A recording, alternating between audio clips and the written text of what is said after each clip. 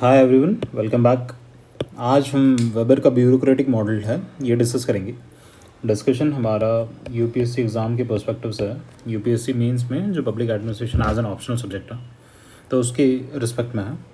Discussions हम to the point रखने वाला है, तो जितना content as per examination important है सिर्फ हम वही डिस्कस करेंगे। तो चलिए विदाउट एनी डिले शुरू करता हूँ। तो सबसे पहले मैक्स वेबर है। मैक्स वेबर एक थिंकर थे। उन्होंने वेबेरियन ब्यूरोक्रेटिक थ्योरी दी थी। अब वेबर कौन थे? वेबर एक सोशियोलॉजिस्ट थे, ठीक है। और वेबर जर्मनी को बिलोंग करते थे। ये इम्पॉर्टेंट इसलिए है क्योंकि वेबर की जो थ्योरी है वो जिस नेशन को बिलोंग करते थे वहाँ के कंटेक्स्ट से इन्फ्लुएंस होगी। और इस थ्योरी के डेवलपमेंट का टाइम पीरियड क्या था? अराउंड 1900s, ठीक है।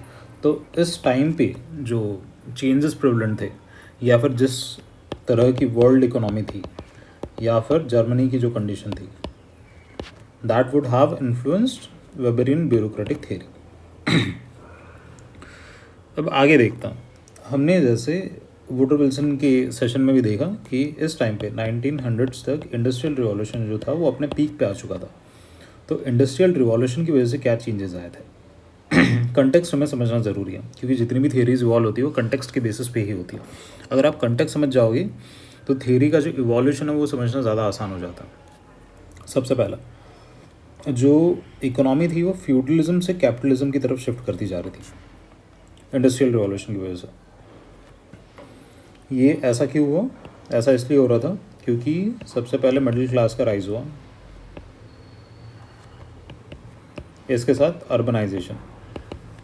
मिडिल क्लास राइज होकर कहाँ जा रही थी? अर्बन जो सेंटर्स थे वहाँ पे जा रही थी, क्योंकि इंडस्ट्रीज़ वगैरह कहाँ सेटअप हो रही थी? अर्बन सेंटर्स में सेटअप हो रही थी। इसके साथ ही मिडिल क्लास जैसे जैसे राइज हो रहा था तो मिडिल क्लास के पास दो चीज़ें आ रही थी। एक तो पैसा आ रहा था और दूसरा आ रहा था दिमाग।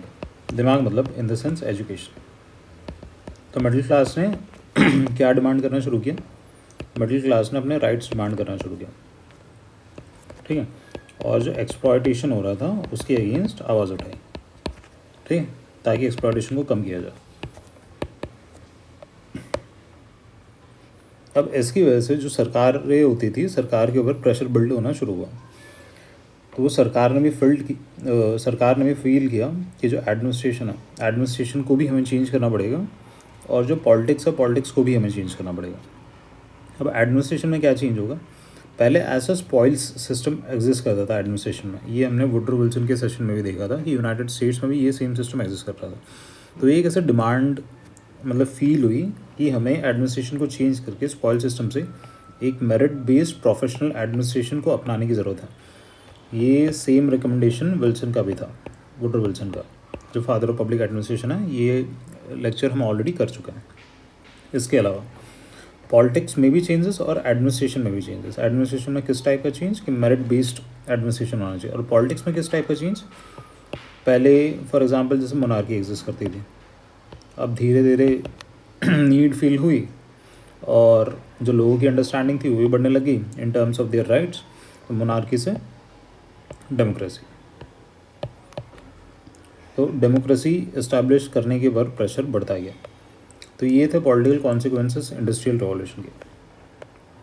अब देखिए, वेबर ने जब अपना ब्यूरोक्रेटिक मॉडल दिया ना तो उसने कुछ एजम्पशंस लिए। जितने भी थिंकर्स होते हैं ना वो कुछ एज्यूम करके चलते हैं, उसके ऊपर उनकी थियरीज जो होती है वो बिल्डअप होती है। अब वेबर की जो ब्यूरोक्रेटिक थियरी है ये बिलोंग करती है क्लासिकल थियरीज को। क्लासिकल या फिर स्ट्रक्चरलिस्ट थियरीज कहता हूँ मैं, स्ट्रक्चरलिस्ट अप्रोच।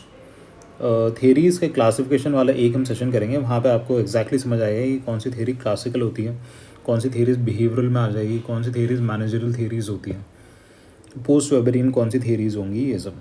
तो क्लासिकल थियरीज जो होती है उनके कुछ कुछ एजम्पशंस होते हैं, वो कॉमन होता है। क्लासिकल थियरीज में कौन कौन सा आ गया? फॉर एग्जांपल आपकी वेबरियन ब्यूरोक्रेसी आ गई।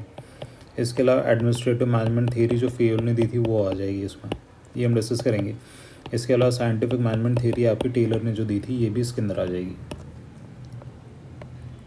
तो देखिए एजम्पशंस क्या कहते हैं, कॉमन एजम्पशंस हम देख लेता हूँ। इसे हम रब कर देते हैं तो स्पेस बन जाएगी थोड़ी।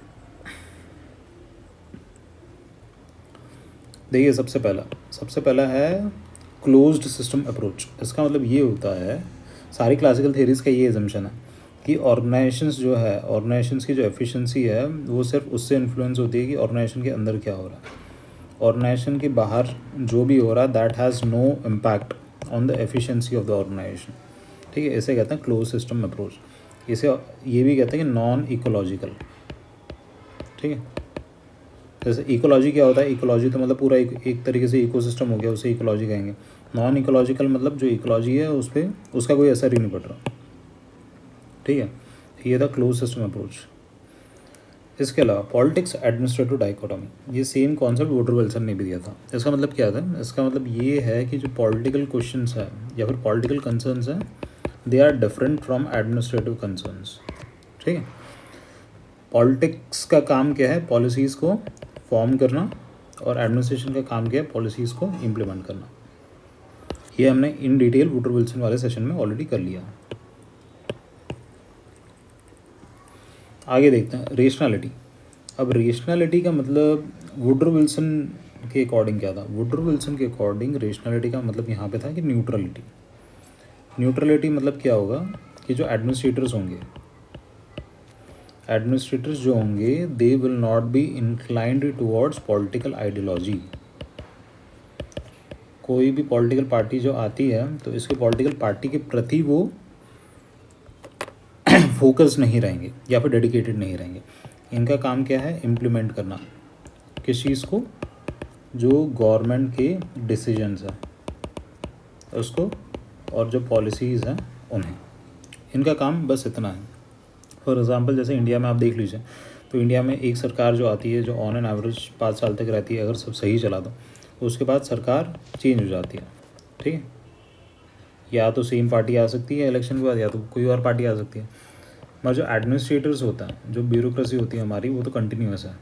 ठीक है, वो चेंज नहीं होती, वो उसके रिटायरमेंट तक वही रहेगी। ठीक है, तो therefore it is one of the important characteristics that administration should be neutral in nature. ठीक है, तो ये एजम्पशन था वेबर का भी कि जो ब्यूरोक्रेट्स होंगे वो न्यूट्रल होंगे। आगे, ऑर्गेनाइजेशन, कोई भी ऑर्गेनाइजेशन जो होती है उसका मेन एम होता है टू मैक्सिमाइज एफिशिएंसी। ठीक है, अब ये जो एफिशिएंसी जो वर्ड है ना, हम अलग अलग थिंकर्स के कंटेक्स्ट में देखेंगे तो इसकी जो डेफिनेशन होती है वो अलग अलग होती है। अब यहाँ पे वेबर के कंटेक्स्ट में एफिशिएंसी का मतलब ये है कि जो लॉ है या फिर रूल्स है उनको ब्यूरोक्रेसी स्ट्रिक्टली इम्प्लीमेंट कर पाए।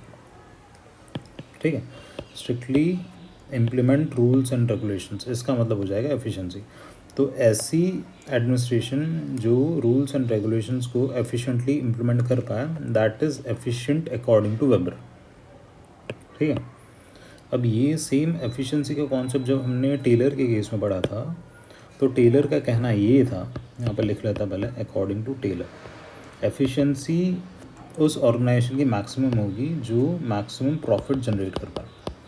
अगर प्रॉफिट उसका ज़्यादा हो रहा है that means that organization is efficient. तो टेलर ने जो एफिशिएंसी क्लासीफाई की थी that was in terms of economy.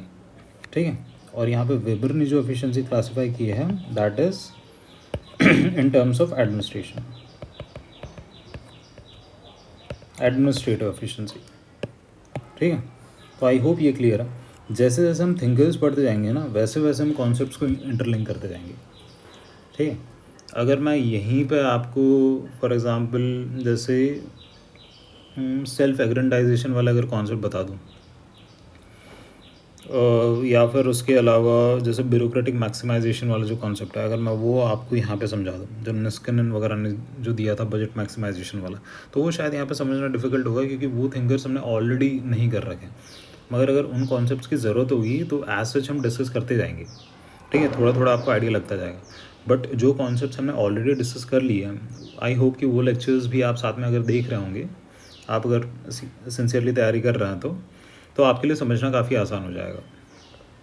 ठीक है, तो हमने यहाँ पे एफिशिएंसी भी देख लिया, एफिशिएंसी का मतलब भी देख लिया, न्यूट्रलिटी भी देख लिया, पॉलिटिक्स एडमिनिस्ट्रेटिव डाइकोटोमी भी देख लिया, क्लोज सिस्टम्स भी देख लिया। ये सब क्या थे, ये सब एजम्पशन थे वेबर इन ब्यूरोक्रेटिक मॉडल के। अब वेबर ने ना पावर, अथॉरिटी और कंट्रोल इस पर भी चर्चा की और अपना जो उसका थॉट प्रोसेस था वो बताया था। वेबर के अकॉर्डिंग पावर क्या होता है? वेबर के अकॉर्डिंग पावर का मतलब ये होता है कि the one who is having power he should be able to get his orders implemented, ठीक है, इन स्पाइट ऑफ रेसिस्टेंस। इसका मतलब आप पावर में हैं, ठीक है, आपके नीचे कुछ लोग काम कर रहे हैं, अब आपको आपके जो डिसीजंस हैं उनको इम्प्लीमेंट कराना है। अब यहाँ पे ये मैटर नहीं करता कि इनकी विलिंगनेस है या नहीं, इनकी विलिंगनेस हो भी सकती है, नहीं भी हो सकती, but despite that if you are able to get your decisions implemented that means you have the power. तो इसमें फ़र्क नहीं पड़ रहा कि नीचे वाला इम्प्लीमेंट करना चाह रहा है नहीं करना चाह रहा, आपने ऑर्डर दे दिया, बात खत्म हो गई। इसका मतलब होता है कि पावर है आपके पास। ये वेबर का कहना था। इसके अलावा ऑथोरिटी का क्या मतलब है? ऑथोरिटी का मतलब है कि एबिलिटी टू डोमिनेट अदर्स, जो आपके नीचे हैं आप उनके ऊपर डोमिनेट कर पाएँ, ठीक है।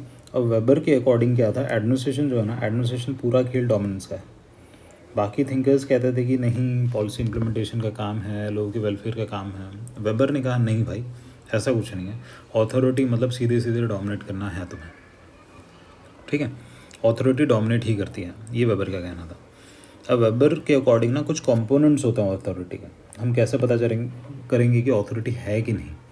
अब उसमें क्या होगा, एक तो पहले रूलर होगा, राजा, राजा हम ऐसे ही कह रहे हैं यहाँ पे, रूलर कोई भी हो सकता है।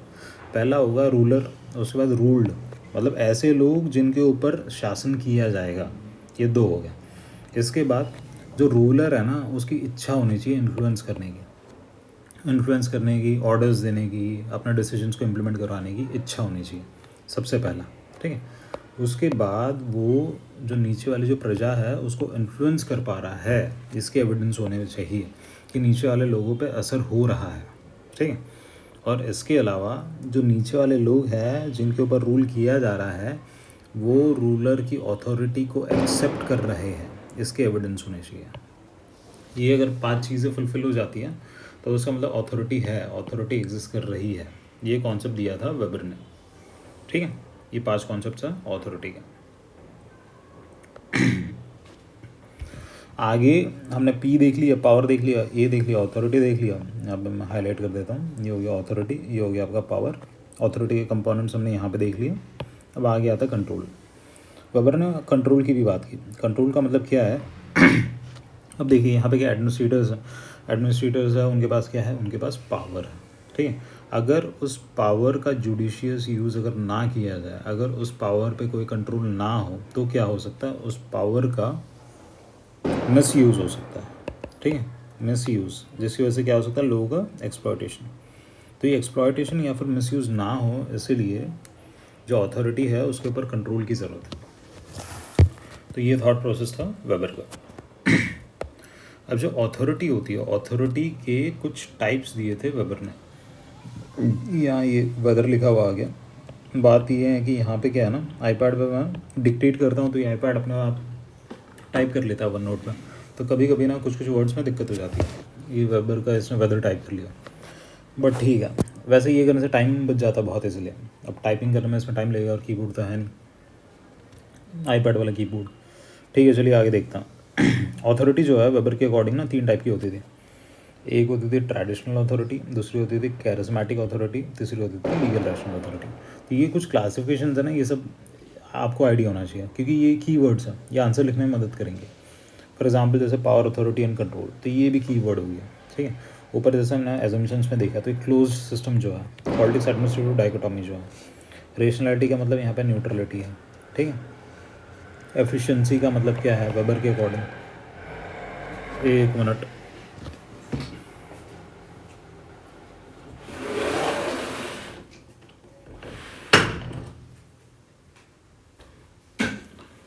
बाहर से बहुत आवाज़ आ रही थी तो इसलिए विंडो बंद करनी पड़ेगा हमें।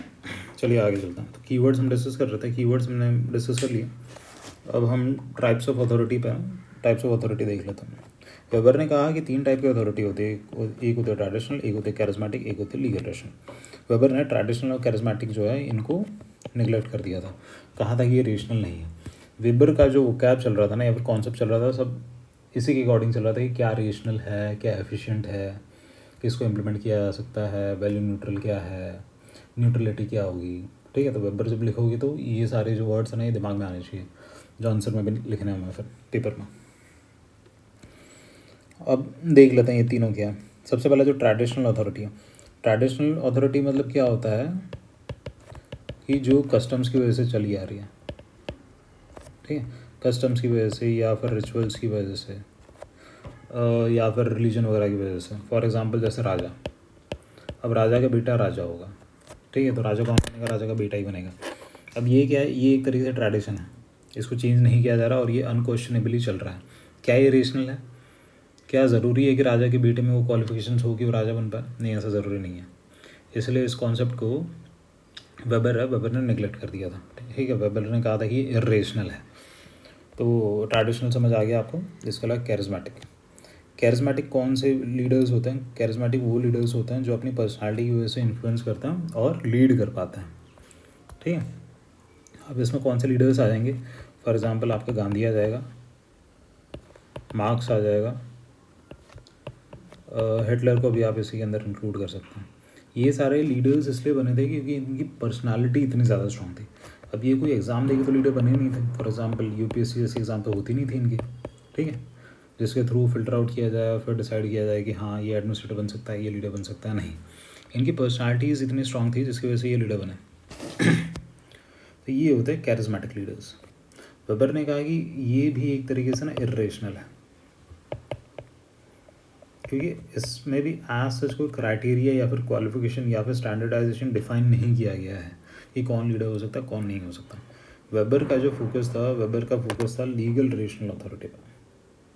ये वो अथॉरिटी होती है जो मिलती है by virtue of rules, regulations या फिर लॉ, ठीक है। ये कन्फाइन कर देगा वो अथॉरिटी को। जैसे हम रब कर देता हूँ, फॉर एग्जांपल यहाँ पे ना आपका यूपीएससी वाला जो एग्जाम्पल है वो फिट होता है सीधे सीधे। आप यूपीएससी क्लियर करते हो, उसके बाद आपको एक पोस्ट मिलती है, सपोज करो आईएएस मिल गया, आईपीएस मिल गया, ठीक है। अब इसके बाद जो अथॉरिटी मिल रही है ना आपको, वो कन्फाइंड है। किस चीज़ से कन्फाइंड है? लॉ से, ठीक है। लॉ के अधीन ही आपको काम करना है, लॉ के बाहर आप काम नहीं कर सकते। ये जो अथॉरिटी है ये एक तरीके से something that is rational, that has been considered rational by Weber, ठीक है। तो वेबर कहता था रूल्स एंड रेगुलेशंस के अकॉर्डिंग जो अथॉरिटी होगी उसे हम लीगल रेशनल कंसिडर करेंगे। वही एक अथॉरिटी होगी एकमात्र जो रेशनल होगी। ये अथॉरिटी क्या होती है? ऐसी अथॉरिटी जो that is granted by law, ठीक है। ये सबसे ज़्यादा रेशनल है, किसके अकॉर्डिंग? वेबर के अकॉर्डिंग। आगे यहाँ पे scope for indiscriminate use of authority नहीं होता, क्योंकि जिसको भी अथॉरिटी मिल रही है उसको तो बाय लॉ ही काम करना है। अब लॉ तो सबके लिए सेम ही अप्लाई करना है उसे, ठीक। एज सच उसके पास ऐसी कोई डिस्क्रिशनरी पावर तो है नहीं जिसकी वजह से वो डिस्क्रिमिनेट कर पाए एक तरीके से। ये वेबर का थॉट प्रोसेस है। और वेबर के अकॉर्डिंग जो ब्यूरोक्रेट्स हैं ना, they are expected to function in a rational manner, ठीक है।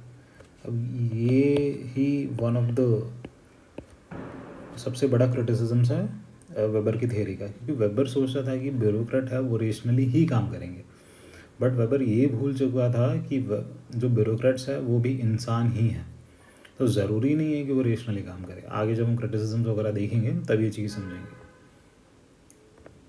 आगे कॉन्सेप्ट ऑफ न्यूट्रलिटी, वेबर ने न्यूट्रलिटी की बात की। वेबर ने जो न्यूट्रलिटी की बात की वो थी पॉलिटिकल न्यूट्रलिटी। यहाँ पे इसका मतलब जो भी हमने ऊपर ये डिस्कस कर लिया ऑलरेडी, जो भी एडमिनिस्ट्रेटर है दे शुड नॉट बी एक तरीके से आप कहेंगे इसे dedicated towards any particular political party, ठीक है। कोई भी एक पर्टिकुलर जो पॉलिटिकल आइडियोलॉजी होती है उसके प्रति वो पूरे के पूरे समर्पित ना हो एक तरीके से।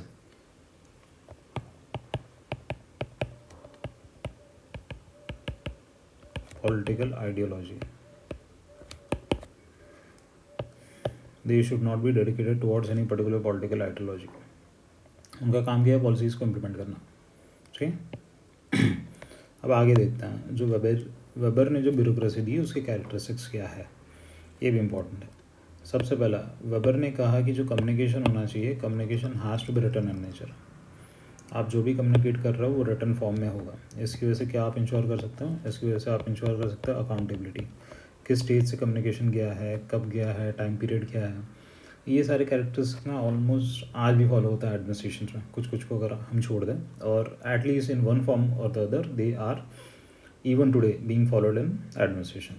अकाउंटेबिलिटी इस्टेब्लिश हो जाती है, आप ट्रेस कर सकते हो, इसकी वजह से ट्रांसपेरेंसी आ जाती है। आज के टाइम पे जो कम्युनिकेशन होता है वो रिटर्न होता है, मगर ऑनलाइन फॉर्म्स में हो रहा है, जैसे ईमेल वगैरह के थ्रू हो रहा है। ठीक है, तो जो भी कम्युनिकेशन होगा वो रिटर्न फॉर्म में होगा। इसके अलावा हायरार्की, ऑर्गेनाइजेशन जो होंगी वो हायरार्की में होंगी। एक बॉस होगा, उसके नीचे कोई और काम कर रहा है, उसके नीचे कोई और काम कर रहा है। तो एक तरीके से डिसीजन ऊपर से नीचे फ्लो कर सकते हैं, ग्रीवेंसेस नीचे से ऊपर फ्लो कर सकती है। तो जो कम्युनिकेशन होगा ना, कम्युनिकेशन का जो स्ट्रक्चर है वो भी एक तरीके से वेल डिफाइंड होगा। ठीक है, तो ऑर्गेनाइजेशन में हायरार्की हो जाएगी। उसके अलावा रूल्स एंड रेगुलेशंस, ये हमने ऊपर देखा। लीगल रेशनल जो अथॉरिटी है उसका पूरा बेसिस है रूल्स एंड रेगुलेशंस। जो भी काम होगा वो रूल्स एंड रेगुलेशंस के अकॉर्डिंग ही होगा। आगे इम्पर्सनल ऑर्डर, ये इंपॉर्टेंट है, ये कॉन्सेप्ट आपको समझने की ज़रूरत है। इसका मतलब ये है कि position and person both are different. For example, अगर आप कल आईएएस लग गए, ठीक है, तो जब आप आईएएस की कुर्सी पे बैठोगे तो वहाँ पे आपके पास जो पावर आ रही है ना वो इस कुर्सी की वजह से आ रही है। ठीक है, ये इसकी वजह से नहीं आ रही कि आप आईएएस हो।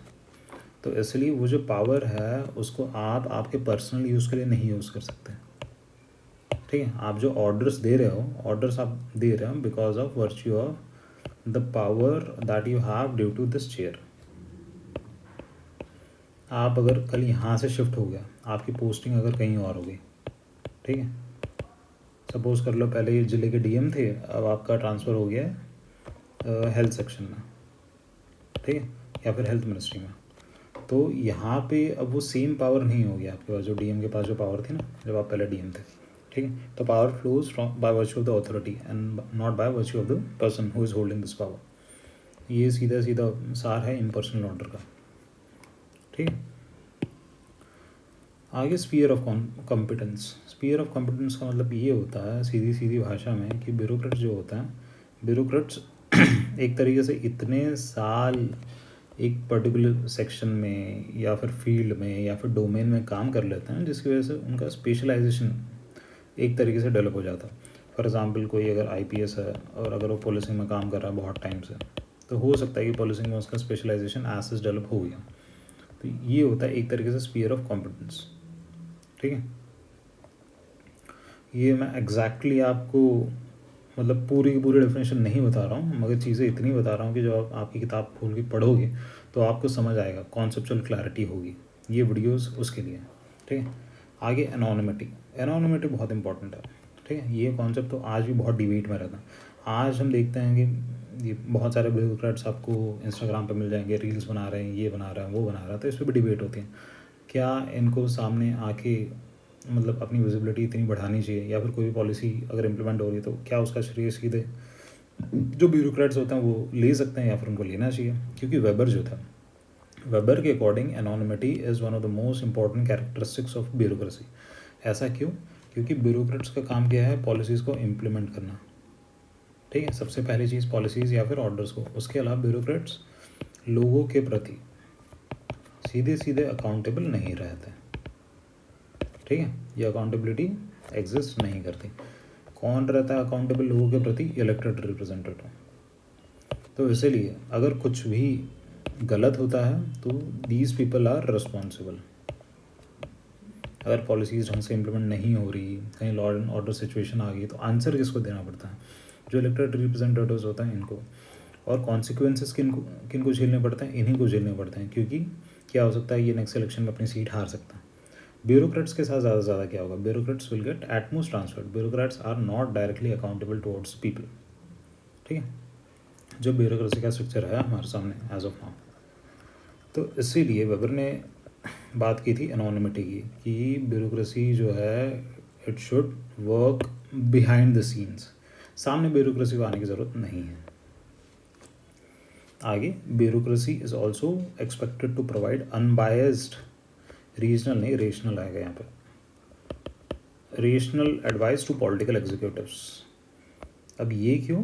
ये इसलिए क्योंकि ब्यूरोक्रेसी जो है, ब्यूरोक्रेसी होती है एक्सपर्ट इन नेचर, ठीक है। इतने साल काम करने के बाद ना ब्यूरोक्रेसी के पास एक्सपर्टीज़ आ जाती है। तो ब्यूरोक्रेसी दो टाइप के फंक्शन कैरी आउट करती है। पहला होता है लाइन और दूसरा होता है स्टाफ। अब देखिए लाइन क्या होता है, जब ग्राउंड लेवल पे ब्यूरोक्रेसी काम कर रही है, जैसे आईएएस हो गया तो वो एज अ डीएम काम कर रहा है किसी डिस्ट्रिक्ट में, इसका काम क्या है ऊपर से जो पॉलिसीज़ आ रही है इनको इम्प्लीमेंट करना। दूसरा होता है स्टाफ फंक्शन। स्टाफ फंक्शन कहाँ पे कैरी आउट होता है, सेक्रेटरी लेवल पे। ये स्टेट में भी हो सकता है, सेंटर पे भी हो सकता है। यहाँ पे मेन काम क्या होता है, पॉलिसीज़ को फॉर्म करने का और पॉलिसीज़ पे R&D, ब्रेनस्टॉर्म ये सब करने का। अभी पॉलिसीज़ पे जब इतनी चर्चा वगैरह सब कुछ करते हैं ना, अब पॉलिसी एक्चुअल में बनाने का काम किसका है? पॉलिसी एक्चुअल में बनाने का काम तो पॉलिटिकल एग्जीक्यूटिव्स का है, ठीक है। मगर पॉलिटिकल एग्जीक्यूटिव जो है इनकी एज सच कोई क्वालिफिकेशन इंडिया में डिफाइंड है? हम इंडिया के कंटेक्स्ट में ना ये पूरी थ्योरी को समझने का भी प्रयास कर रहा हूँ, तो एग्जैक्टली आपको समझ आया कि थ्योरी काम कैसे करती है। वेबर जो कह रहा था उसका एक्चुअल में कितना रेलेवेंस है, और इंडियन एडमिनिस्ट्रेशन तो वैसे ही हमारा पार्ट है, तो इंटरलिंक करके आपको आंसर्स तो अगर आप लिख सकते हो तो वो तो हेल्पफुल रहता ही है एग्जाम में। बट थ्योरी को प्रैक्टिकली समझना बहुत इंपॉर्टेंट हो जाता है। अब मैं यहाँ पे अगर यूएस का एग्जाम्पल लेके समझाऊंगा, यूके का लेके समझाऊंगा, तो शायद हम इतना रिलेट नहीं कर पाएंगे, ठीक है। और पॉलिटिकल जो एग्जीक्यूटिव्स हैं उनकी क्वालिफिकेशन एज सच तो डिफाइंड है नहीं, ठीक है। तो ये जो स्टाफ वाले होता है ना, सेक्रेटरी लेवल पे जो काम कर रहे हैं, इनका काम होता है टेक्निकल एक्सपर्टीज़ वगैरह प्रोवाइड करना, ठीक है। क्योंकि इनके पास इतना एक्सपीरियंस हो जाता है, टेक्निकल एक्सपर्टीज़ हो गया, सजेशंस वगैरह हो गया कि पॉलिसीज़ को किस तरीके से इम्प्लीमेंट करना है, डेटा को एनालाइज करना है, ये सब इनका काम होता है, ठीक है। तो इसीलिए bureaucracy is expected to provide unbiased and traditional advice, ठीक है, पॉलिटिकल एग्जीक्यूटिव्स। अब ये थे कैरेक्टरिस्टिक्स ऑफ वेबरियन ब्यूरोक्रेसी जो वेबर ने डिस्कस किए थे।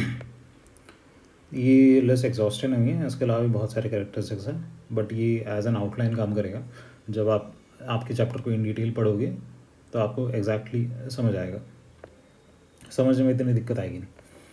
अब देखते हैं प्रॉब्लम्स विद ब्यूरोक्रेसी क्या क्या है, ठीक है। ये एक तरीके से क्रिटिसिज्म भी है ब्यूरोक्रेसी का। सबसे पहले ये क्रिएट करता है अनबैलेंस पॉलिटी। अनबैलेंस पॉलिटी कैसे? यहाँ पे हमने देखा कि जो ब्यूरोक्रेट्स है, देखिए एक्चुअल में क्या होना चाहिए, एक्चुअल में ऐसा होना चाहिए कि आपके ये पॉलिटिकल एग्जीक्यूटिव है, ठीक है, और ये ब्यूरोक्रेटिक एग्जीक्यूटिव जैसे जिनको परमानेंट एग्जीक्यूटिव कहता है, ये इनके नीचे आता है। अब पॉलिटिकल एग्जीक्यूटिव इनको कंट्रोल करेंगे, ठीक है, ऐसा होना चाहिए एक्चुअल में। ये होता है बैलेंस पॉलिटी। अब अनबैलेंस पॉलिटी में क्या हो रहा है, ये परमानेंट एग्जीक्यूटिव्स इतने स्ट्रांग हो जाते हैं क्योंकि एक तो इनके पास स्टेबिलिटी है, ठीक है। इसके अलावा सारे सजेशन भी यही दे रहे हैं क्योंकि इनके पास टेक्निकल एक्सपर्टीज़ भी है, सारे सजेशंस ये दे रहे हैं, ठीक। तो इनको आप हटा नहीं सकते हो, इनको सिर्फ आप ट्रांसफ़र कर सकते हो। तो जब ये परमानेंट एग्जीक्यूटिव या फिर ब्यूरोक्रेसी इतना स्ट्रांग हो जाता है कि ये जो कंट्रोल है ये एग्जैक्टली ऐसा नहीं रहता, ठीक है, बट ये कंट्रोल मूव करता रहता है। ये ऐसा भी हो सकता है कि permanent executive starts in a way dictating the decisions made by political executive. For example जैसे ये एज्यूम कर लीजिए कि सिविल सर्विसेज रिफॉर्म्स हैं, तो सिविल सर्विसेज में अगर कोई रिफॉर्म करना है तो उसको कितने साल लग जाते हैं, ठीक है। क्या वो बिल्स पास होते हैं, बिल्स पास नहीं हो पाते, इस पर आपको आपका दिमाग लगाना। हर चीज़ हम यहाँ पे ऐसे डिस्कस नहीं कर सकते, मतलब ओपनली काफ़ी चीज़ें डिस्कस नहीं हो सकती, फिर भी आई होप समझ आ रहा होगा। तो इससे क्रिएट होता है अनबैलेंस पॉलिटी। आगे change from instrumental bureaucracy to institutional bureaucracy, ये बड़ी एक कीवर्ड है। इसका मतलब क्या होता है, इंस्ट्रूमेंटल ब्यूरोक्रेसी का मतलब क्या होता है कि bureaucracy should act as an instrument. Instrument of what? Instrument of change, instrument of development, है कि नहीं। पर ये सारे काम ब्यूरोक्रेसी को कैसे करना है? विद इन रूल्स रेगुलेशंस, ठीक है। जैसे हमने देखा था रिटन कम्युनिकेशन एक तरीके से, तो इन सब के बीच में करना है ये काम। तो काफ़ी बार क्या होता है कि ब्यूरोक्रेसी का फोकस ना इन पे ज़्यादा हो जाता है क्योंकि रूल्स एंड रेगुलेशंस इंश्योर करने ही है, ठीक है। अगर ये इंश्योर नहीं किया तो फिर तो 3 C's की दिक्कत हो सकती है। फॉर एग्ज़ाम्पल CAG ऑडिट करने आ जाए, या फिर CBI क्वेश्चन कर ले, या फिर CVC आ जाए, ठीक है, ये हाईली पॉसिबल होता है। तो इसलिए काफ़ी बार क्या होता है कि जो फोकस है ना, फोकस टोटली इस पर शिफ्ट हो जाता है कि इंस्टीट्यूशनली सही होना चाहिए सब कुछ, रूल्स एंड रेगुलेशंस पे, पेपर वर्क पे, फाइल वर्क पे, इस पे ज़्यादा फोकस आ जाता है। तो इसलिए जो चेंज और डेवलपमेंट जो होना होता है that takes a back seat. तो इसलिए कहते हैं change from institutional bureaucracy to change from instrumental bureaucracy to institutional bureaucracy. ठीक है, आगे मेंटल कंस्ट्रक्ट। मेंटल कंस्ट्रक्ट का मतलब क्या है कि वेबर ने एज सच कोई थ्योरी नहीं दी है। ठीक है, कोई थ्योरी नहीं, मतलब एम्पिरिकल एविडेंसेस नहीं दी है उस थ्योरी के सपोर्ट में। थ्योरी तो उसने बना दी, मगर इस थ्योरी को प्रूव करने के लिए एज सच कोई सपोर्ट दिया नहीं कि ये सबसे एफिशिएंट थ्योरी है। मैप जो वेबर की जो ब्यूरोक्रेटिक थ्योरी है सबसे एफिशिएंट है, सबसे रेशनल है, बट ऑन व्हाट बेसिस? ठीक है, तो facts have not been provided, facts भी नहीं है और एक्सपेरिमेंट्स भी नहीं किए गए हैं। ठीक, आगे goal displacement. Goal displacement is also same as this institutional bureaucracy वाला कॉन्सेप्ट। गोल डिस्प्लेसमेंट कहाँ पे हो जाता है? The focus becomes more on rules and regulations, ठीक है, rather than on डेवलपमेंट। आगे, it has ignored the social and psychological aspects of human beings. अब देखिए जितनी भी क्लासिकल थियरीज़ है ना, इनके लिए ये वाला जो क्रिटिसिज्म है ये वैलिड है। क्यों? क्योंकि क्लासिकल थियरीज जो थी वो स्ट्रक्चरलिस्ट इन अप्रोच थी और उसने ह्यूमन जो रिसोर्स है उसको टोटली इग्नोर कर दिया था। मतलब in determining the efficiency of any organization इन्होंने एज्यूम किया था कि ह्यूमन रिसोर्स का तो कोई पार्ट नहीं होता। ठीक है, समझ गए? जो ऑर्गेनाइजेशन है, ऑर्गेनाइजेशन का जो स्ट्रक्चर है, फंक्शन है, रूल्स है, वही डिटरमाइन करेंगे कि ऑर्गेनाइजेशन कितनी एफिशिएंट है। तो इसलिए ह्यूमन बींग्स को इग्नोर कर दिया गया था। तो इसलिए जो बिहेवियरल थिंकर्स है या फिर ह्यूमन रिलेशंस के जो थिंकर्स हैं, इनका ये क्रिटिसिज्म हमेशा रहता है जितनी भी क्लासिकल थियरीज़ हैं इनके प्रति। तो यहाँ पे आप सीधे सीधे किनका नाम लिख सकते हैं? जैसे आप साइमन का नाम लिख लीजिए, ठीक है। इसके अलावा बर्नार्ड का नाम लिख सकते हैं। और आपको क्रिटिसिज्म में थिंकर्स के नाम लिखने हैं। जब हम आंसर राइटिंग वगैरह डिस्कस करेंगे तो इन डिटेल ये सब चीज़ें डिस्कस करेंगे। अभी तो हमारा काम है थियरीज़ को कंप्लीट करना। अब ट्रेंड इन कैपेसिटी, ये बहुत इंपॉर्टेंट हो जाता है। ट्रेंड इन कैपेसिटी का मतलब क्या होता है कि ब्यूरोक्रेट्स को एज सच एक ही डोमेन में इतना ट्रेन कर लिया जाता है या फिर ट्रेन हो जाता है कि अब क्या होता है जब वो दूसरे डोमेन में जाते हैं काम करने के लिए, तो वहाँ पे तो they are more like someone who is in trained या फिर non trained. For example suppose कर लीजिए कोई IAS है, अब उसने काम किया है सब्सटैंशियल अमाउंट ऑफ टाइम, उसने हेल्थ सेक्टर में काम कर लिया, अब उसका ट्रांसफ़र हो जाता है एजुकेशनल सेक्टर में। अब एज सच एजुकेशन सेक्टर में काम करने के लिए उसके पास कोई क्वालिफिकेशन तो है नहीं, ठीक है, क्योंकि ऑलरेडी उसने जो काम कर रखा है वो तो हेल्थ सेक्टर में कर रखा है, but by virtue of his experience. ठीक है, और ब्यूरोक्रेसी में क्या फॉलो होता है? Generalist approach. सबसे ऊपर जो हेड बैठते हैं they R generalist in nature, तो इनको एजुकेशन जो डिपार्टमेंट है उनका भी हेड बना दिया जाता है। ठीक है, तो this leads to training capacity. आप ट्रेन तो हो चुके हो बट आप एक डोमेन में इतना ट्रेन हुआ, तो हर डोमेन की आपको नॉलेज होना ज़रूरी है नहीं। ठीक है, आगे देखते हैं। आगे इंटरनली इनकन्सिस्टेंट, ये बहुत बढ़िया कॉन्सेप्ट है। ये सारे कीवर्ड्स हैं, ये आपको याद रखना। ठीक है, यहाँ पे हमारा काम है कि ये कीवर्ड्स को हम डिसाइफर कर रहे हैं। आपकी जब स्टैंडर्ड बुक से आप पढ़ोगे तो आपको बहुत ज़्यादा और क्लैरिटी आने लग जाएगी।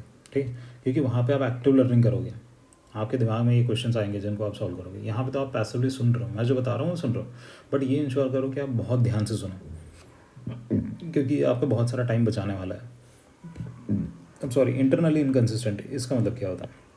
जो बजट मैक्सिमाइजेशन, वो सारे कॉन्सेप्ट जो हम आगे डिस्कस करेंगे ना, जो मैंने पहले ही बताया था आपको, विलियम निस्किनन का, बर्न्स एंड स्टॉकर का, वहाँ पे भी ये चीज़ आपको बहुत ज़्यादा क्लियरली समझ आएंगी। इंटरनली इनकन्सिस्टेंट का मतलब क्या होता है कि सपोज के लिए सरकार है, सरकार में बहुत सारे डिपार्टमेंट्स एग्जिस्ट करते हैं। अब ऐसा नहीं है कि ये जो डिपार्टमेंट्स है ये भी इन सिंक काम कर रहा है, सिंक्रोनाइजेशन इनमें हो, ऐसा ज़रूरी नहीं है। अब इन सब पे भी ब्यूरोक्रेट्स काम कर रहा है, इसका भी कोई हेड है, इसका भी कोई हेड है, इसका भी है। सपोज़ कर लो ये एजुकेशन डिपार्टमेंट है, ये आपका हेल्थ हो गया, ठीक है, ये आपका इंश्योरेंस हो गया। अब इनमें क्या होता है, इनमें भी टसल चलती रहती है। फॉर एग्ज़ाम्पल जैसे कि जब बजटरी एलोकेशंस होता है, बजट के टाइम पे पूछा जाता है कि कौन से डिपार्टमेंट को कितना पैसा चाहिए, ठीक है, या फिर ऐसा समझ लो मार्च रश वाला जो कॉन्सेप्ट होता है। अब मार्च रश में क्या होता है, जब ये मतलब बजटिंग से रिलेटेड है, ईयर एंड से, जब ईयर एंड हो रहा होता है ना और डिपार्टमेंट्स के पास जो पैसे बचे हुए होते हैं, तो ये देखा गया है, सीएजी की भी रिपोर्ट्स है कि डिपार्टमेंट्स जो होती है, डिपार्टमेंट्स ये ट्राई करती है कि अपना जो पैसा है वो ईयर एंड तक यूज़ कर लिया जाए। कौन सा पैसा? The one that is lapsable in nature. अगर लैप्सेबल है, लैप्सेबल मतलब वो पैसा आगे वाले ईयर में कैरी फॉरवर्ड नहीं होगा, ठीक है, अगले साल आप उसको यूज़ नहीं कर सकता। तो ऐसा पैसा क्या होता है, बहुत बार ये देखा गया कि departments they try to use it.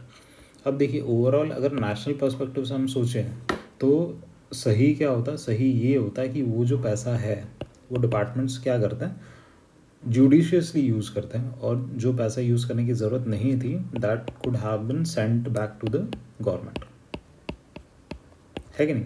तो नेशनल डेवलपमेंट के लिए वो ज़्यादा बेनिफिशियल होता है। बट मार्च में हम देखते हैं कि डिपार्टमेंट्स क्या करते हैं, they try to use that money, the one that is lapsable in nature, ठीक है, to the maximum extent that is possible. तो ये है इंटरनल इनकन्सिस्टेंसी।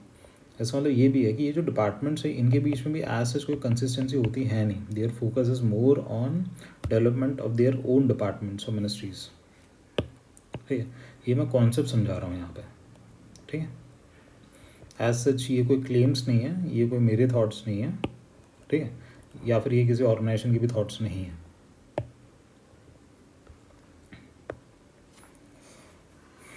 आगे देखते हैं। ट्रेंड इन कैपेसिटी हमने देख लिया, इंटरनली इनकंसिस्टेंट देख लिया, जनरलिस्ट वर्सेस स्पेशलिस्ट डिबेट। अब ये भी मतलब आज भी चल ही रहा है, ये हमेशा से चलता ही है। सेकंड ARC था, फर्स्ट ARC था, उसने भी रिकमेंड किया था। फॉर एग्जांपल जैसे लेटरल एंट्री, या आज के टाइम पे हम देख रहे हैं कि जॉइंट सेक्रेटरी लेवल पे अब क्या हो रहा है, एक्सपर्ट लोग सीधे के सीधे जो प्राइवेट फील्ड है मार्केट से उठाया जा रहा है, ठीक है, और ये सीधे GS पे आ रहा है, जॉइंट सेक्रेटरी लेवल पे काम करने के लिए आ रहा है। अब जर्नलिस्ट वर्सेस स्पेशलिस्ट डिबेट में क्या होता है, इंडिया के कंटेक्स में आप देखें तो हेड्स ऑफ द डिपार्टमेंट कौन होता है, IAS होता है, ठीक है, मोस्टली IAS होता है। अब ये कौन है, ये जर्नलिस्ट इन नेचर है। अब फॉर एग्जांपल जैसे हेल्थ का डिपार्टमेंट हमने देखा, अब हेल्थ जो है, ठीक है, अब इनके भी हेड कौन होंगे, कोई IAS होंगे। इनके नीचे जो काम कर रहे हैं ये हो सकते हैं एक्सपर्ट्स हों, ये हो सकते हैं डॉक्टर्स हों। अब यहाँ पे डिबेट ये होती है कि जो टॉप पे बैठा है weather he should be someone who has a technical expertise in that particular field, ठीक है, टेक्निकल एक्सपर्टीज़ या फिर नॉलेज, या फिर ही should be someone who is generalist in nature, who might not have had any experience in that particular field. तो ये है generalist versus specialist debate, ये हमेशा चलती रहती है, ठीक है। इस पर क्वेश्चंस भी आ रखे सिविल सर्विसेज के एग्ज़ाम में, पब्लिक एडमिनिस्ट्रेशन में भी। आगे देखते हैं। एक और क्रिटिसिज्म ये है कि वेबेरियन ब्यूरोक्रेसी है ये, it is not suitable for developing Nations. अब ऐसा क्यों है? ऐसा इसलिए है क्योंकि वेबेरियन जो ब्यूरोक्रेसी है ना, वो फोकस करती थी सबसे पहले वैल्यू न्यूट्रलिटी पर। इसका मतलब क्या है कि ब्यूरोक्रेसी जो है या फिर एडमिनिस्ट्रेशन है, उसका काम क्या है, उसका काम है डिसीजंस को इम्प्लीमेंट करना, उसके बारे में सोचना नहीं कि ये जो डिसीजन है ये सही है या गलत है। पॉलिसी इम्प्लीमेंटेशन का काम है वेबर के अकॉर्डिंग, ठीक है। इसके अलावा जो वेबरियन ब्यूरोक्रेसी है दैट इज स्टेटस को इन नेचर, मतलब ये चेंज पे फोकस नहीं करती, ये फोकस करती है कि स्टेबिलिटी रहे, ठीक है। और जो डेवलपिंग नेशंस है, अब डेवलपिंग नेशंस में क्या दिक्कत थी, डेवलपिंग नेशंस में सबसे पहले तो इनको चाहिए थी डेवलपमेंट, ठीक है, ऐसा एडमिनिस्ट्रेशन जो डेवलपमेंट लाए। इसके अलावा बहुत सारे फैक्टर्स है जो डेवलपिंग नेशंस में एग्जिस्ट कर रहे थे, जो डेवलप्ड नेशंस में नहीं थे। फॉर एग्जांपल इंडिया जैसा नेशन हो गया, वहाँ पे हो गया डाइवर्सिटी। तो डाइवर्सिटी ये in terms of region, religion, caste और बहुत सारी चीज़ें ये एग्जिस्ट कर रही थी। तो इसको एडमिनिस्ट्रेशन को इंक्लूड करना था, ठीक है। अब इसको इंक्लूड करने के लिए जो एडमिनिस्ट्रेशन है, एडमिनिस्ट्रेशन वैल्यू न्यूट्रल नहीं रह सकता कि सबके लिए सेम टाइप की पॉलिसीज़ बन रही हो। एडमिनिस्ट्रेशन को वैल्यू लैडन रहने की ज़रूरत है, ठीक है। जब आप डिसीजंस को इम्प्लीमेंट कर रहे हो या फिर जब पॉलिसीज़ बन रही है, even the policies that are being made by the government that has to be value laden in nature. यही सेम बात की थी न्यू पब्लिक एडमिनिस्ट्रेशन ने। जब हम न्यू पब्लिक एडमिनिस्ट्रेशन का कॉन्सेप्ट समझेंगे, डुइट वॉल्डो जब आए थे, जब मीनो ब्रुक पहली कॉन्फ्रेंस हुई थी, ठीक है, म्यूनिब्रुक 1 1966 में, तो वहाँ पे हम इन डिटेल समझेंगे। इसने वेबरियन ब्यूरोक्रेसी को क्रिटिसाइज़ किया था इसीलिए क्योंकि that is value neutral in nature. New public administration ने भी बात की थी कि it has to be value laden in nature. तो जब आप क्रिटिसिज्म डिस्कस करेंगे वेबरियन ब्यूरोक्रेसी का, तो वहाँ पे आप न्यू पब्लिक एडमिनिस्ट्रेशन भी ऐड कर सकते हैं। न्यू पब्लिक एडमिनिस्ट्रेशन ने ये क्रिटिसाइज़ किया है कि it has to be value laden in nature. ठीक है, जैसे अभी हमने ऊपर भी डिस्कस किया था, कौन सा वाला,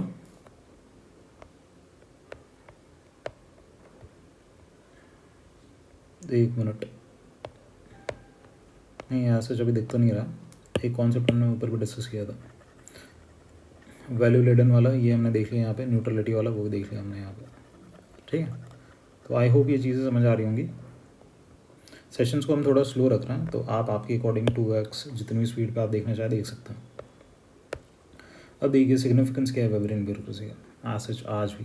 आज भी हम देखते हैं कि वेबरियन ब्यूरोक्रेसी है ना, इसके कैरेक्टरिस्टिक्स दे आर मोर और लेस यूनिवर्सल इन नेचर। किसी भी टाइप का एडमिनिस्ट्रेशन हो वहाँ पे ये एग्जिस्ट करते हैं।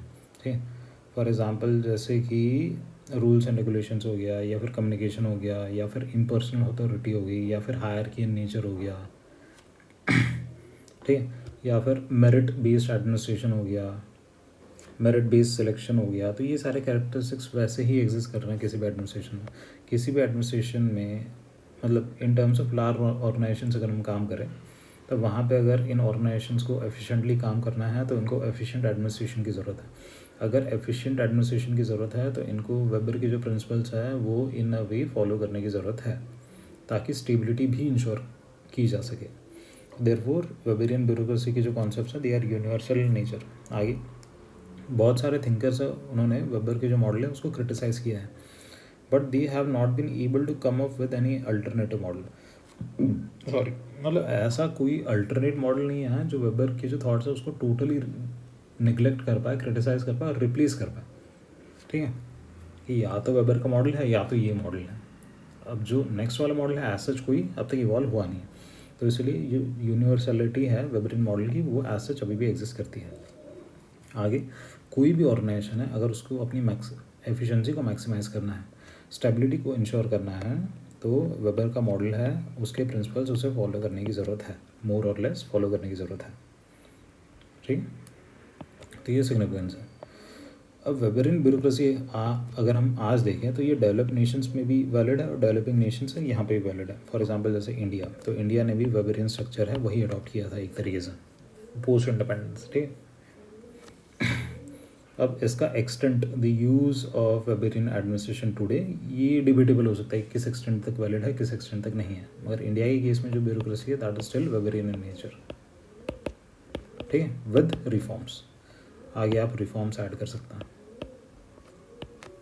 ठीक, आगे बिहेवियरल अप्रोच, ये बहुत ज़्यादा इंपॉर्टेंट हो गया आज। ये हमने जब टेलर डिस्कस किया था कि टेलरिज्म जो है उसका रेलेवेंस आज क्या है, तो उसमें भी ये हमने डिस्कस किया था। वैसे ही वेबरियन अप्रोच है उसका आज रेलेवेंस क्या है, तो हम ये समझेंगे यहाँ पे कि वेबरियन ब्यूरोक्रेसी है उसमें ह्यूमन रिसोर्सेज या फिर ह्यूमन रिलेशंस को अपने को ऐड करना पड़ेगा ताकि एफिशिएंसी को मैक्सिमाइज़ किया जा सके आज की प्रेजेंट टाइम की ऑर्गेनाइजेशंस में। क्यों? क्योंकि human resources have become very important in determining the efficiency and output of any organisation. ठीक है, इनके बिना ऑर्गेनाइजेशंस मैक्सिमाइज़ नहीं कर सकती अपना प्रॉफिट हो गया, एफिशिएंसी हो गया, डिसीजन मेकिंग हो गया, जो भी हो गया। ऐसा क्यों? क्योंकि फैक्टर्स ऑफ प्रोडक्शन जो होता है लैंड, लेबर, कैपिटल और इंटरप्रेन्योरशिप। ठीक है, तो उसमें जो लेबर वाला पार्ट है ह्यूमन रिसोर्स, ये बहुत ज़्यादा इंपॉर्टेंट हो गया आज। ये क्यों? क्योंकि बाय वर्च्यू ऑफ टेक्नोलॉजी। ठीक है, टेक्नोलॉजी इतनी एडवांस हो चुकी है कि human resource greatly determines the efficiency of any organization to a greater extent as compared to what their role was previously in 1900s जब SMT इवॉल्व हुआ था, साइंटिफिक मैनेजमेंट थियरी इवॉल्व हुआ था, या फिर जब विल्सन ने अपने थॉट दिए थे या फिर वेबर ने अपने थॉट दिए थे उस टाइम।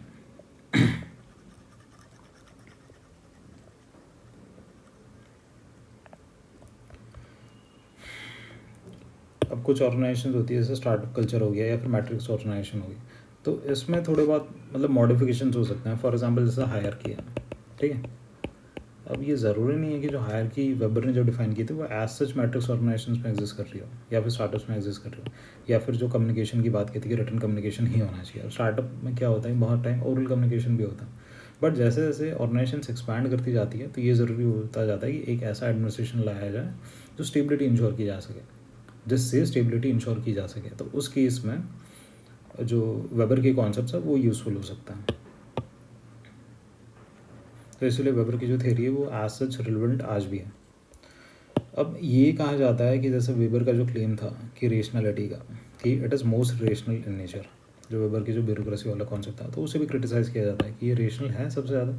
तो ठीक है, ये रेशनल नहीं है, मतलब जितनी थेरीज इवॉल्व हो रही है पब्लिक एडमिनिस्ट्रेशन में एज सच, फर्दर हमने जो डेवलपमेंट्स देखे, न्यू पब्लिक एडमिनिस्ट्रेशन हो गया, न्यू पब्लिक मैनेजमेंट हो गया, गुड गवर्नेंस की थेरीज हो गई, पब्लिक चॉइस अप्रोच की थेरीज हो गई, तो इन थेरीज़ को जब हम देखते हैं तो हमें समझ आता है कि नहीं, वेबर की जो ब्यूरोक्रेसी है वो मोस्ट रेशनल नहीं है नेचर। ठीक है, मगर जो वेबर का जो एजम्पशन था कि the theory is most rational in nature, ये डिपेंडेंट था कंटेक्स्ट पे। कौन से कंटेक्स्ट पे? ये डिपेंडेंट था जर्मनी के कंटेक्स्ट पे। जर्मनी में ये थ्योरी इवॉल्व हुई थी ना। और इसके अलावा वेबर के पास चॉइसेस क्या थी, इसने किस किस टाइप की जो अथॉरिटी थी, ठीक है, उनको इसने एक तरीके से मतलब स्टडी किया था। फॉर एग्जांपल, जैसे अथॉरिटी है, ट्रेडिशनल है, कैरिज्मेटिक है और लीगल रेशनल है, ये तीन है। अब इन तीनों के बीच में चॉइस थी, तो वेबर ने ये एज्यूम किया कि लीगल रेशनल जो है ये अगर फॉलो करेंगे तो ये मोस्ट रेशनल है। ठीक है, तो इनका कंपैरिजन तो कैरिज्मेटिक और ट्रेडिशनल से होगा ना। ठीक है, समझ आ रहा? तो इनके कंटेक्स्ट में तो वेबर का बिलीफ ये था कि एक ऐसा एडमिनिस्ट्रेशन हो जो रूल्स एंड रेगुलेशंस को फॉलो करे, ठीक, in both letter and spirit, और वो वेल क्वालिफाइड हो, ठीक है, मेरिट बेस्ड हो, साइंटिफिक इन नेचर हो, ये सब अगर फॉलो हो रहा है तो ये चांसेस बढ़ जाते हैं कि that is going to be most efficient in nature. तो इसलिए वेबर ने एज्यूम किया था कि Weber in bureaucracy is most efficient in nature. But उसका क्रिटिसिज्म भी है कि मतलब ऐसा उसने कोई एविडेंसेस तो दिए नहीं थे, एम्पिरिकल वैलिडिटी उसने एस्टैब्लिश नहीं की थी। ये सब हमने डिस्कस कर लिया। ठीक है, तो मोस्टली चीज़ें हमने वेबर के कंटेक्स्ट में डिस्कस कर ली है। ये जो सेशंस हम ले रहे हैं ये एकदम एग्जॉस्टिव इन नेचर नहीं है। ठीक है, कि हम वेबर पे पूरा का पूरा पीएचडी कर रहे हैं कोई भी एक टॉपिक उठा के, हम ऐसा नहीं कर रहे हैं। बट ये जो सेशंस है ये आपको ओवरव्यू दे रहा है जो पब्लिक एडमिनिस्ट्रेशन है, इसका जो पेपर है यूपीएससी में, इस पेपर में जो क्वेश्चंस आते हैं, इन क्वेश्चंस को सॉल्व करने के लिए जो कंटेंट चाहिए, ठीक है, ये कंटेंट मोस्टली इन सेशन से आपको क्लियर हो जाएगा। बट सिर्फ सेशंस को देख के कुछ नहीं होने वाला। ये यूपीएससी का कोई भी पेपर उठा लो, वहाँ पे कुछ नहीं होने वाला, क्योंकि ये सारा का सारा जो स्टडी है पैसिव इन नेचर। ठीक है, आपको क्या करना, आपको करना एक्टिव स्टडी, मतलब खुद का दिमाग लगा के जब पढ़ोगे चीज़ें तब समझ आएगी। और एक बार पढ़ने से कुछ समझ नहीं आता, टाइम लगता है चीज़ों को समझने में। कोई अगर समझा दे तो थोड़ा बहुत समझ आता है, बट उसे भी रिटेन करने में टाइम लगता है, प्रैक्टिस करनी होती है, क्वेश्चंस को लिखना होता है। अब आपकी जो स्टैंडर्ड बुक्स हैं, ठीक है, या फिर नोट्स हैं, उनको निकालोगे और उनको पढ़ोगे तब आपको ना एक बहुत मतलब अच्छा खासा स्टार्क डिफरेंस नज़र आएगा। आपको कॉन्सेप्ट जिस तरीके से समझ आएंगे ना, बहुत आसानी से आप कॉन्सेप्ट समझ आएंगे और आप रिलेट कर पाओगे, क्योंकि आपको आइडिया लग गया। ठीक है, आपको अभी क्या करना है, आपको आपकी स्टैंडर्ड बुक से और नोट से अभी पढ़ना है। ठीक है, ये पूरा थियरी वाला पार्ट है, उसे पढ़ना है और उसे रिवाइज करना है। ठीक है, प्रीवियस ईयर्स के क्वेश्चंस आप देख सकते हैं, इसके अलावा टेस्ट सीरीज़ के क्वेश्चंस आप देख सकते हैं। क्वेश्चंस के साथ आपको मॉडल जो आंसर्स होते हैं उनको भी देखने की ज़रूरत है, ताकि आपको आइडिया लगे कि आंसर्स में एक्चुअली में कंटेंट क्या आना चाहिए। ठीक है, जिस हिसाब से हम डिस्कस कर रहे हैं ना, एकदम ब्रॉड पर्सपेक्टिव से, आंसर्स भी आपको ब्रॉड पर्सपेक्टिव से ही लिखना है, बात ये है। ठीक है, इसलिए हम ऐसा डिस्कशन कर रहे हैं, और हम पीएचडी टाइप वाला डिस्कशन नहीं कर रहे हैं क्योंकि उसकी ज़रूरत नहीं है as such, at least exam perspective से तो नहीं है। ठीक है, तो आप ये नोट्स वगैरह देख लीजिए। अगर आपको कोई भी डाउट आता है तो आप कमेंट सेक्शंस में पिंग कर सकते हैं, वहाँ पे आपकी जो क्वारीज वगैरह वो आप लिख सकते हैं। अगर मुझे लगता है कि इन डाउट्स को मतलब डिस्कस करना चाहिए तो उसके लिए हम एक स्पेसिफिक अलग से सेशन भी बनाएंगे। ठीक है, जो भी हम थिंकर्स वगैरह डिस्कस कर रहे हैं ना, ये तो मेनली थ्योरी वाला पोर्शन हो गया। अब इसके साथ हम क्वेश्चंस को भी लेंगे, क्वेश्चंस में इन थ्योरीज़ को इंक्लूड कैसे करना है, इन थ्योरीज़ में अगर कुछ एडवांसमेंट्स होंगी वो भी हम डिस्कस करेंगे, या फिर पूरा इंटरलिंकिंग वाला जो टॉपिक है, इंटरलिंकिंग जब हम करना शुरू करेंगे, ठीक है, तो उसके लिए भी अलग से सेशंस बनाते चलेंगे। तो चलिए अभी के लिए इतना ही रखते हैं, एंड करते हैं इस सेशन को, मिलते हैं आपसे नेक्स्ट सेशन में।